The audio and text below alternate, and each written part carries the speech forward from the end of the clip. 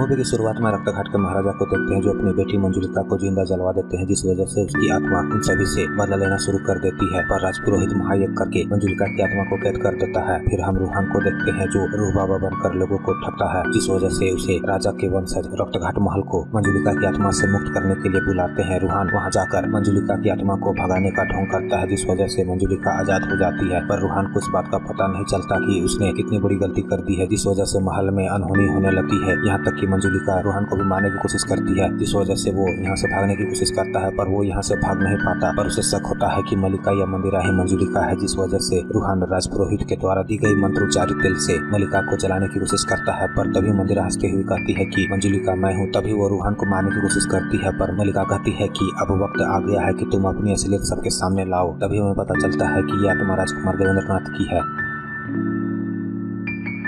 Movie की शुरुआत 1824 ईस्वी से होती है, जहां हमें रक्तघाट का राजा दिखलाया जाता है। वो महल में नृत्य कर रही लड़की को महल से बाहर घसीट कर ले जाता है। यह तो नहीं बताया गया कि यह लड़की कौन थी। राजा ने उसे सबके सामने जिंदा जलवा दिया। जब वह जलकर राख हो गई तब उसकी आत्मा अपना बदला लेने आती है। वो उस मुखौटे वाले सैनिक के पास जाती है जिसने उसे आग लगाई थी। वो उसे मार डालती है, जिसके बाद मूवी प्रेजेंट में आती है, जहाँ हम रूहान को देखते हैं जो भूत भगाने वाला बाबा बनकर अपने चेले के साथ लोगों को बेवकूफ बनाकर पैसे कमा रहा है। इसी बीच रूहान को एक राजघराने का व्यक्ति उसे अपने पास बुलाता है ताकि वो अपने मरी हुई भतीजी से मिल पाए। रूहान इस बार भी मौके का फायदा उठाना चाहता था, पर उसके सामने असली की आत्मा आ जाती है, जिस वजह से वो डर जाता है। ये सब मीरा और उसके मामा ने रिकॉर्ड कर ली थी। दरअसल वे देखना चाहते थे कि रूह बाबा असली है या फ्रॉड है। उसकी असलियत जानने के बाद भी मीरा और उसके मामा उसे माफ कर देते हैं, पर बदले में रूहान को कहते हैं कि हमें तुम्हारी यह नकली वाली सेवा चाहिए, इसलिए हम तुम्हें 1 करोड़ रुपए देंगे। ये सुनकर रूहान मान जाता है। फिर तीनों रक्तघाट के लिए निकल जाते हैं, जहाँ पहुँचने के बाद गाँव के सभी लोग रूहान को घूरने लगते हैं। ये तीनों हवेली पहुंच जाते हैं। रूहान जैसे ही हवेली की तरफ जाने वाला होता है कि तभी मीरा उसे बोलती है कि हम लोग इस तबेले में रहते हैं। दरअसल ये हवेली हॉन्टेड है, पर इसकी कीमत 1000 करोड़ रुपए की है। लेकिन मेरे परिवार वाले को लगता है कि हमारी हवेली में मंजुलिका नाम की भूतनी कैद है, इसलिए ना तो वे हवेली को बेच पा रहे हैं और न ही उस पर रह पा रहे हैं। लेकिन मैं भूतों में विश्वास नहीं करती, इसलिए मैं तुम्हें बाबा बना के लाई हूँ। उनकी हालत बहुत खराब है। राजा महाराजा परिवार के होने के बावजूद भी ये लोग इतने गरीब है। मीरा बोलती है कि हम सभी हवेली बिकने का इंतजार कर रहे हैं ताकि उन्हें पैसे मिले और उनकी लाइफ स्टाइल सुधर जाए। रात को मीरा रूहान को राजपुरोहित से मिलवाती है और राजपुरोहित रूहान को इस हवेली के बारे में सब कुछ बताते हैं। वो बताते हैं कि 2000 साल पहले राजा की एक बेटी थी जिसका नाम मंजुलिका था। मंजुलिका नृत्य कला, हथियार चलाने और हर चीजों में पारंगत थी, इसलिए उसे लगता था कि भविष्य में इस राजपाट को वो ही संभालेगी। लेकिन कुछ समय बाद राजा को अपने दासी से एक बेटा पैदा हुआ जिसका नाम देवेंद्रनाथ रखा गया। पर मंजुलिका को अपने भाई से ईर्ष्या थी। जैसे जैसे देवेंद्रनाथ बड़ा होता गया, राजा को देवेंद्रनाथ के प्रति प्रेम भी बढ़ता गया और राजा ने देवेंद्रनाथ को राज्य का उत्तराधिकारी घोषित कर दिया। जबकि मंजुलिका को लगता था कि वह गद्दी संभालेगी, लेकिन ऐसा नहीं हुआ, जिस वजह से वो देवेंद्रनाथ से ईर्ष्या करने लगी और एक दिन उसने देवेंद्रनाथ की बेरहमी से हत्या कर दी। जब ये बात महाराजा को पता चली तो उसने सबके सामने मंजुलिका को जिंदा जलवा दिया। तभी मंजुलिका की आत्मा भटकने लगी और राजपुरोहित के पूर्वजों ने तंत्र साधना कर मंजुलिका को एक कमरे में कैद कर दिया और उस पर भैरव कवच लगा दिया। भैरव कवच ही उसे बाहर आने से रोक रहा है। राजपुरोहित रूहान को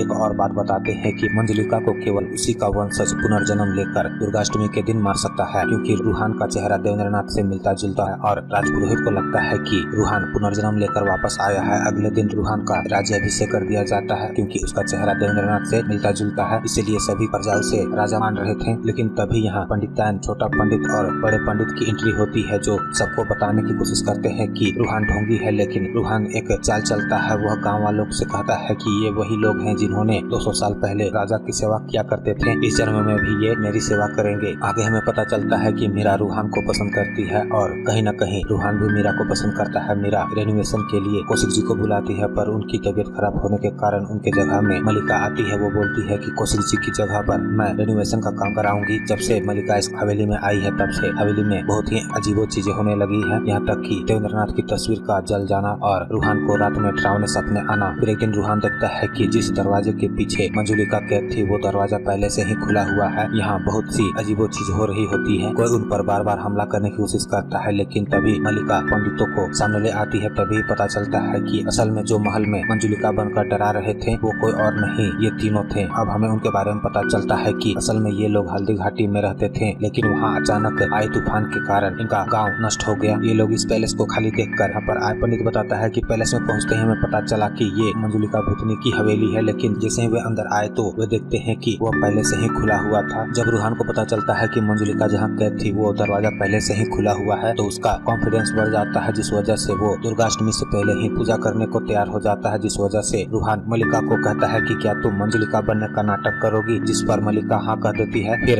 अगले दिन मलिका दरवाजे के पीछे मंजुलिका बनने का नाटक करती है, लेकिन मलिका का अभिनय इतना रियलिस्टिक होता है कि जैसे मलिका के अंदर मंजुलिका आ गई हो। रूहान ने भी कहीं यह देखा था, इसलिए वो भी डर जाता है। तभी राजपुरोहित यहाँ आते हैं और रूहान को समझाते हैं कि यह बहुत गलत है, आपको नहीं पता कि आपने क्या किया, लेकिन रूहान उनकी बात नहीं मानता। रूहान को एक गुप्त दरवाजे के बारे में पता चलता है जो पूरी तरह से बंद है। रूहान को लगता है कि यह दरवाजा भी ऐसा ही होगा, जिस तरह पहले दरवाजे में मंजुलिका नहीं थी इसी तरह इसमें भी नहीं होगी, जिस वजह से वो दरवाजा खोल देता है। जैसे ही वो दरवाजा खोलता है इसके अंदर से बहुत सारे कौवे निकलते हैं। तभी यहाँ राजपुरोहित आते हैं, वो रूहान को बताते हैं कि इस महल में एक नहीं बल्कि 2 मंजुलिका है। फिर राजपुरोहित रूहान को 200 साल पहले की कहानी सुनाता है। वो बताते हैं कि राजा की 2 बेटियां थी, मंजुलिका और अंजुलिका। दोनों ही नृत्य कला और अस्त्र शस्त्र चलाने में माहिर थी, पर राजा अपने राजगद्दी अपने बेटे देवेंद्रनाथ को सौंप देते हैं, जिस वजह से दोनों बहनें गुस्सा हो जाती हैं। दरअसल ये तीनों भाई बहन थे। फिर हम सूर्यगढ़ की महारानी को देते हैं जो इस पैलेस को खरीदने आई है। वो मंजुलिका के कमरे में ठहरना चाहती थी। जब वो उस कमरे में जाती है तो देखती है कि वहाँ मलिका भी मौजूद है, जो एक दूसरे को मारने की कोशिश करते हैं, जैसे कि वो बहुत सालों से एक दूसरे की खून की प्यासी हो। सीन शिफ्ट होता है, मंदिरा राजा से मिलती है। मंदिरा राजा को बोलती है कि मैं इस महल को 1000 करोड़ में खरीदना चाहती हूँ, लेकिन इस महल को मैं दुर्गाष्टमी के शुभ अवसर पर खरीदूंगी। मीरा मंदिरा को मंदिर घुमाने ले जाती है, पर मंदिर जाते ही मंदिरा कुछ अजीब सी बिहेव करने लगती है और वो बोलती है कि मैं भगवान पर विश्वास नहीं करती। रूहान को शक होता है कि मंदिरा मंजुलिका है, जबकि मीरा को लगता है कि मलिका मंजुलिका है। पैलेस में खन्ना नाम का आदमी आता है जो आज ही इस महल को खरीदना चाहता है, जिस वजह से राजा भी महल बेचने के लिए तैयार हो जाता है। पर मंदिरा ये जानकर बहुत गुस्सा होती है, पर उसी रात रास्ते में खन्ना को नकाबपोश आत्मा मार देती है। अब पैलेस के अंदर और भी अजीब सी चीजें होने लगती हैं, जिस वजह से रूहान यहाँ नहीं रहना चाहता। वो यहाँ से भागने की कोशिश करता है, लेकिन बार बार वो एक ही जगह पर आ जाता है। इसी तरह छोटा पंडित, बड़ा पंडित और पंडिताइन भी भागने की कोशिश करते हैं, जिस वजह से छोटा पंडित खाई में गिर जाता है। अब अगले दिन राजपुरोहित रूहान से मिलता है। वो बताता है कि दुर्गाष्टमी को सिर्फ एक दिन बचा हुआ है। राजपुरोहित रूहान को कहता है कि मुझे पता है कि तुम शहर में नकली रूह बाबा बनकर लोगों को ठगते हो, लेकिन वह अपने पूर्वजों की कही बात पर भी विश्वास करता है, जिन्होंने कहा था कि राजवंश का ही कोई पुनर्जन्म लेकर मंजुलिका को मार सकता है। फिर हम देखते हैं कि मीरा अलग तरह से व्यवहार करने लगती है, जैसे कि किसी ने उसके शरीर पर कब्जा कर लिया हो। वो अपने आप को जलाने वाली होती है कि तभी रूहान उसे बचा लेता है। मीरा रूहान को बताती है कि मैं कुछ समय पहले मंदिरा के साथ बैठी थी, यहाँ मैं कब आई। रूहान समझ जाता है कि मंदिरा ही मंजुलिका है। फिर रूहान मंदिरा के पास जाता है और उसे बोलता है कि तुम ही मंजुलिका हो। पर तभी मीरा के पास एक फोटो आता है जिसे वो लैब में साफ करवाने के लिए भेजी थी, जिसे देखकर सभी समझ जाते हैं कि मलिका ही मंजुलिका है। इसी तरह से रूहान मलिका के चारों ओर उस तेल का छिड़काव कर देता है और आग लगा देता है। रूहान मंदिरा को संभालने जाता है क्योंकि मलिका ने उसे घायल कर दिया था, लेकिन जैसे ही रूहान मंदिरा के पास आता है तभी मंदिरा उसे कहती है कि तुमने गलत मंजुलिका को आग में डाल दिया है, क्योंकि वो असली मंजुलिका है। वो अपना बदला लेना शुरू कर देती है। मंदिरा रूहान को मारने ही वाली होती है कि तभी वहाँ जवान आ जाता है। दरअसल ये छोटा पंडित होता है जो खाई में गिरने के बाद बचकर आया था। मंदिरा छोटा पंडित को धोना शुरू कर देती है। इसी का फायदा उठाकर रूहान उसके ऊपर तेल छिड़क कर आग लगाने वाला होता है कि तभी मलिका उसे ऐसा करने से मना करती है। मलिका उस आत्मा को अपनी असलियत बताने को कहती है। तभी हमें पता चलता है कि मंदिरा और मलिका ये दोनों आत्मा नहीं है, इनका पुनर्जन्म हुआ है। दरअसल ये आत्मा राजकुमार देवेंद्रनाथ का है और यही मंजुलिका है। जिसके बाद कहानी फिर से 200 साल पहले फ्लैशबैक में चली जाती है, जहाँ पता चलता है कि राजा की 2 बेटियां मंजुलिका और अंजुलिका और एक बेटा देवेंद्रनाथ था। राजा ने राजगद्दी अपने बेटियों को ना देकर अपने बेटे देवेंद्रनाथ को सौंप दी। ये बात दोनों को बर्दाश्त नहीं हुई, जिस वजह से दोनों अपने भाई को मारना चाहती थी। जब दोनों रात में देवेंद्रनाथ को मारने जाती है तो उन्हें पता चलता है कि वो एक गे है। वो लड़कियों की तरह नाचता गाता है। देवेंद्रनाथ अपने बहनों को बोलता है मैं आप दोनों को बहुत प्यार करता हूँ। फिर मंजुलिका अंजुलिका उसे नृत्य करने को बोलती है। तभी मंजुलिका महाराज को बुला कर ले आती है और बोलती है कि जिसको आपने इस राज्य का महाराज बनाया है वो तो एक गे है। राजा के साथ साथ पूरे दरबार को भी ये बात पता चल जाती है, जिस वजह से महाराज की नाक कट गई थी, इसलिए उसने अपने बेटे देवेंद्रनाथ को मौत की सजा सुनाई। मूवी के शुरुआत में जो हमने एक नर्तकी को जलते हुए देखा था वो कोई और नहीं बल्कि देवेंद्रनाथ था। उसके जलने के बाद राजा ने अपनी दोनों बेटियों को भी सजा के तौर पर राज्य से निकाल दिया और अंजुलिका को इतिहास के पन्नों से गायब करवा दिया, ताकि लोगों को पता चले कि मंजुलिका ने अपने भाई देवेंद्रनाथ को सिंहासन के लालच में जान से मार दिया, जिस वजह से उसे